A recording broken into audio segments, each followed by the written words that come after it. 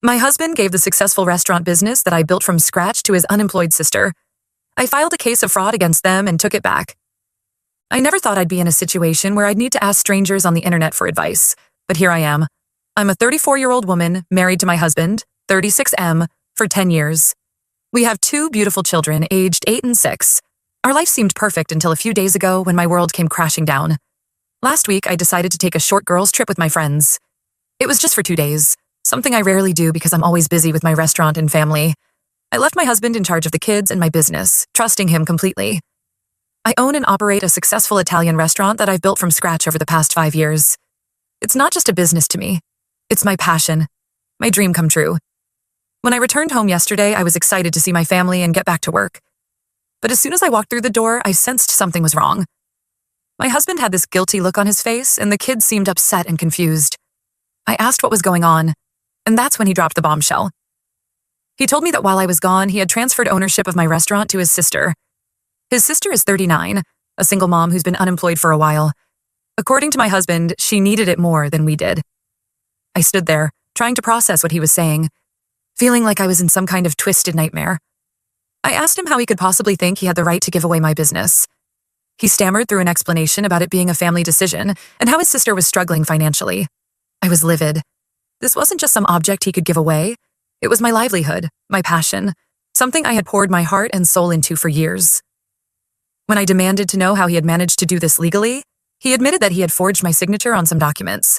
I felt like I had been punched in the gut. Not only had he given away my business, but he had committed fraud to do it. The betrayal cut deep, leaving me feeling hollow and lost. I immediately called my sister-in-law. When she answered, she had the audacity to thank me for my generosity. I was shocked. I told her that I had no idea about this arrangement and that the business was not hers to take. She got defensive, saying her brother had assured her it was all above board and that I had agreed to it. I hung up, my hands shaking with anger and disbelief. I confronted my husband again. He tried to justify his actions, saying that his sister was struggling as a single mom and that we were financially stable enough to share the wealth. I couldn't believe what I was hearing. This was my business, not some charity to be handed out on a whim. I had worked tirelessly for years to make it successful, often sacrificing time with my family to ensure its growth. Our argument escalated, with the kids watching wide-eyed and confused. I tried to keep my voice down for their sake, but I was shaking with anger. I told my husband that what he had done was unforgivable. He had betrayed my trust in the worst possible way, going behind my back to give away something that was solely mine. I called my lawyer right then and there, explaining the situation through tears of frustration. He advised me that we would need to take immediate legal action to try and reverse what had been done. I also called the restaurant and spoke to my manager, telling her not to let my sister-in-law take over anything until we sorted this out legally. Throughout the evening, my husband kept trying to talk to me, to explain his reasoning, but I couldn't even look at him. I felt like my whole world had been turned upside down. The business I had worked so hard to build, the one that had seen me through late nights and early mornings, through stress and triumph, had been taken from me by the person I trusted most. As the night progressed, things got even more heated. My husband's phone kept ringing. It was his sister, demanding to know what was going on.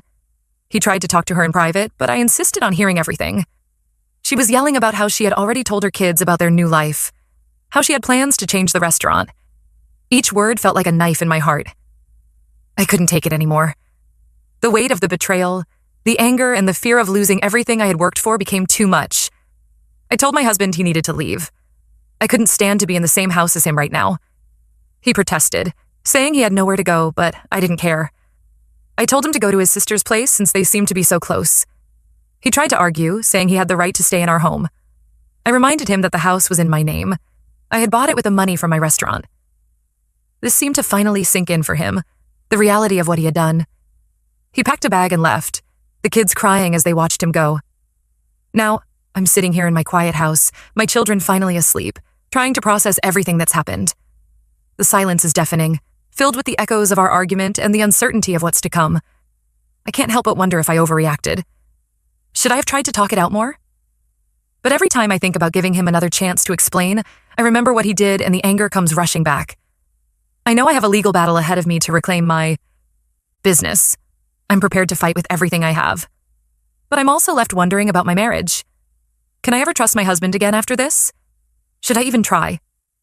The thought of reconciliation seems impossible right now, but the thought of breaking up our family breaks my heart. I keep replaying the moment he told me what he'd done, trying to understand how he could do this to me. Didn't he realize how much the restaurant meant to me? Didn't he see all the hard work I put into it? I feel like he's stolen a piece of my identity, not just a business. The kids are another concern. They're too young to fully understand what's happening, but they know something is terribly wrong. How do I explain to them why Daddy isn't here? How do I protect them from the fallout of this mess? I'm also worried about the restaurant itself. What if my sister-in-law has already started making changes? What if she's fired staff or altered menus? The thought of my carefully crafted business being dismantled in my absence is almost too much to bear. As I sit here, surrounded by family photos and memories of happier times, I can't help but feel lost. Everything I thought I knew about my life, my marriage, my family has been turned upside down in the span of a day. I'm angry, I'm hurt, and I'm scared about what the future holds. So, Reddit, I turn to you in my hour of need. Am I the asshole for kicking my husband out after he gave my restaurant to his sister? Am I overreacting, or is this betrayal as monumental as it feels?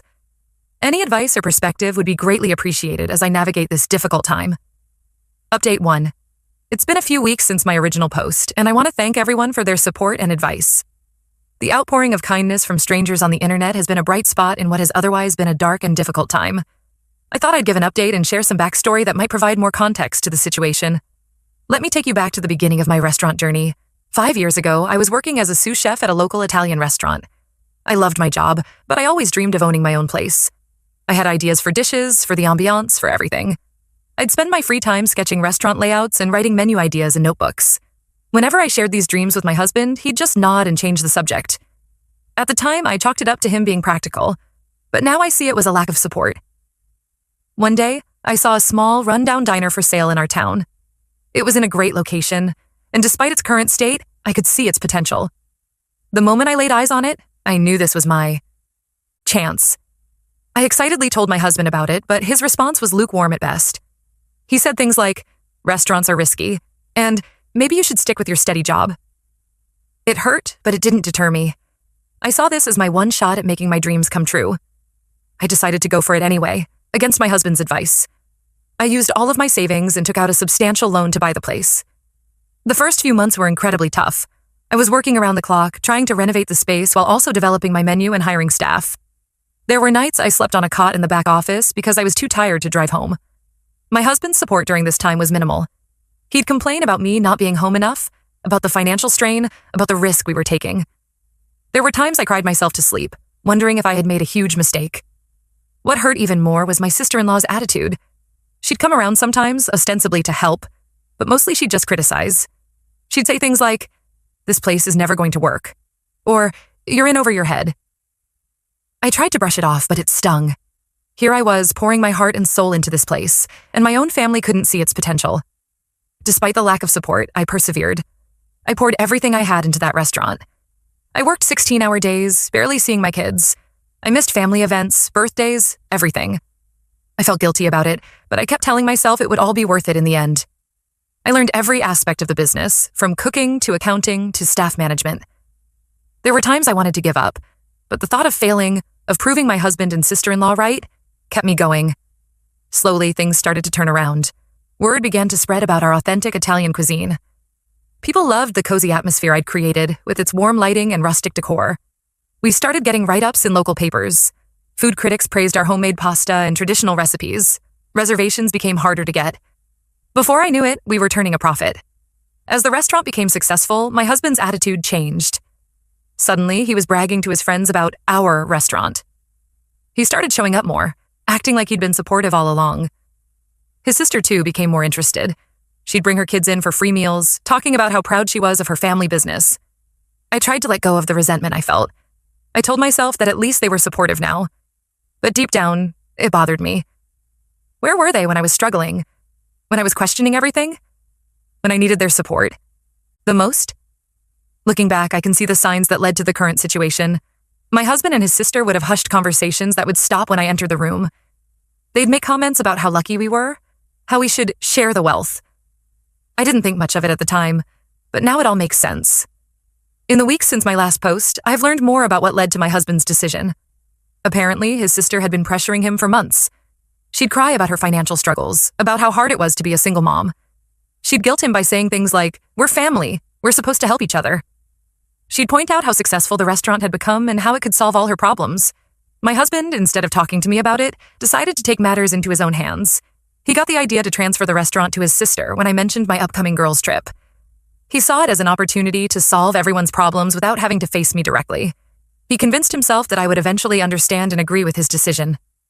The level of betrayal I feel is hard to describe, not just from my husband, but from his sister too. She knew very well that I hadn't agreed to this. She knew how hard I'd worked. Yet she was willing to take it all, just like that. It makes me question every interaction we've ever had, every family dinner, every holiday gathering. Was she always just waiting for an opportunity to take what was mine? I've been staying with a friend for the past week, trying to clear my head. My husband has been blowing up my phone, alternating between apologies and justifications. One minute he's begging for forgiveness, the next he's telling me I'm overreacting. His sister has been doing the same, sometimes pleading, sometimes threatening legal action. It's emotionally exhausting. My lawyer has assured me that we have a strong case to reclaim the restaurant. The forged signatures alone are grounds for fraud, but it's going to be a long, messy process. We're gathering evidence, preparing for depositions, and getting ready for what could be a drawn-out legal battle.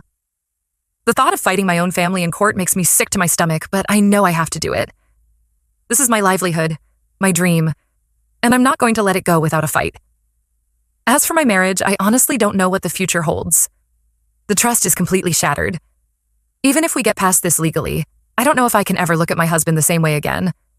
How can I trust someone who is willing to go behind my back and give away everything I've worked for? We've started marriage counseling, but it feels like too little, too late. I'm trying to stay strong for my kids. They don't fully understand what's happening, but they know something is wrong. They miss their dad, and it breaks my heart to see them confused and upset. I'm doing my best to shield them from the worst of it, but I know this situation is affecting them. The restaurant itself is in a state of limbo. I've managed to put a temporary halt on any changes my sister-in-law was planning to make, but the staff is unsettled. I'm doing my best to reassure them, to keep things running smoothly despite the chaos in my personal life. It's hard to be the leader they need when I'm feeling so broken myself. There are moments when I feel strong, ready to fight for what's mine. Other times I feel completely overwhelmed, wondering how my life turned upside down so quickly. But I'm trying to take it one day at a time, focusing on what I can control. Thank you again for all your support. It means more than you know to have people in my corner, even if they're strangers on the internet. I'll update again when there are new developments. For now, I'm trying to stay focused on the legal battle ahead and on being there for my children during this difficult time. Update 2. It's been several months since my last update, and I wanted to wait until things were more settled before posting again. So much has happened, and I'm still processing it all, but I feel like I'm finally coming out on the other side of this nightmare. First, the good news. After a long and stressful legal battle, I've won back ownership of my restaurant.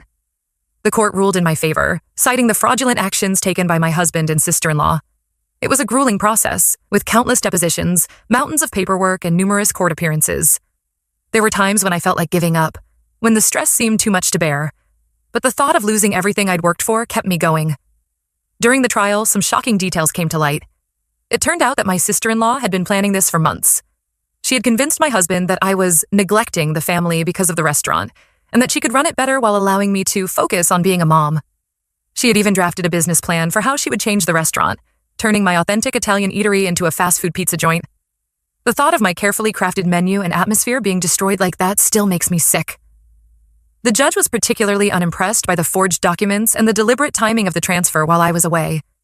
In the end, not only was the ownership returned to me, but my sister-in-law was ordered to pay damages for the disruption to the business. It felt like vindication after months of stress and uncertainty. Reclaiming the restaurant was a bittersweet victory. While I was overjoyed to have my business back, the whole ordeal had taken a toll. Some of my staff had left during the uncertainty, and I had to work hard to rebuild the team and reassure our regular customers. It's been challenging, but also rewarding to see the restaurant coming back to life under my care. As for my personal life, things have been difficult, but I feel like I'm finally moving in the right direction. After much soul-searching and several attempts at counseling, I decided to file for divorce. The betrayal was just too deep, the trust too broken to repair. It wasn't an easy decision, especially considering our children, but I knew it was the right one for me and for my long-term happiness. The divorce proceedings were almost as grueling as the business lawsuit. My soon-to-be ex-husband tried to claim that he deserved a portion of the restaurant's value since we were married when I started it. He argued that his support during the early days entitled him to a share. Thankfully, my lawyer was able to argue successfully that his lack of involvement and recent actions nullified any such claim. The judge agreed, and the restaurant remained solely in my name. My relationship with my sister-in-law is, understandably, beyond repair. She still maintains that she was just trying to help the family, but I can't forgive the underhanded way she went about it. I've had to get a restraining order to keep her away from the restaurant after she made several scenes, trying to convince customers that she was the rightful owner. It's sad that it had to come to this, but I need to protect what's mine. The hardest part of all of this has been explaining everything to my children. They're still young and don't fully understand why Daddy doesn't live with us anymore, or why they can't see their aunt. I'm doing my best to be honest with them in an age-appropriate way, emphasizing that sometimes adults make mistakes, but that doesn't mean we stop loving each other. It's been a delicate balance, trying to help them understand without burdening them with adult problems. On a more positive note, the restaurant is doing well again. After a few months of uncertainty, our regulars have returned and we're even attracting new customers. I've introduced some new dishes to the menu, including a few that I developed during the stressful months of the legal battle. Stress cooking is real, folks. It's been therapeutic to pour my energy back into the kitchen, to create and innovate again. I've also taken steps to legally protect the business from any future attempts at takeover. My lawyer helped me set up a trust and ironclad contracts for any future business partners or managers. It's sad that I have to think this way now, but I'm determined to never let anyone take advantage of me or my business again. Looking back, I can see how this whole situation has made me stronger. I've learned valuable lessons about trust, about standing up for myself, and about the importance of legal protection for small business owners. While I wouldn't wish this experience on anyone, I'm proud of how I've come through it. I've also learned the importance of building a support network outside of family. My staff, my regular customers, and even some of the other local business owners have been incredibly supportive throughout this ordeal. Their encouragement and understanding have meant the world to me. To everyone who offered support and advice throughout this ordeal, thank you. Your words helped me more than you know during some of my darkest moments. There were days when your comments were the only thing that kept me going, reminding me that I wasn't crazy for feeling betrayed and that I deserved better. As for what's next, I'm focusing on being the best mom I can be, running my restaurant and learning to trust again, in that order. It's a new chapter in my life, and while it's not what I expected, I'm cautiously optimistic about the future. I'm rediscovering parts of myself that I had neglected during my marriage, and it's exciting to think about the possibilities ahead. I'm also considering ways to use my experience to help other small business owners, particularly women, protect themselves and their dreams. Maybe someday I'll write a book or start a support group. For now, though, I'm taking things one day at a time. The road ahead isn't going to be easy. I know there will be challenges as I navigate single parenthood and continue to rebuild my business. But for the first time in months, I feel like I can breathe again. I'm no longer living in fear of what my husband or sister-in-law might do next. I'm in control of my life and my business, and that feels incredibly empowering. So, to anyone out there facing a similar situation, whether it's betrayal from a loved one or a fight for your business, know that there's hope. It might be a long, hard battle, but you're stronger than you know. Trust your instincts, seek help when you need it, and never give up on your dreams. Thank you again, Reddit, for being there during one of the toughest periods of my life. Your support has meant more than you could ever know.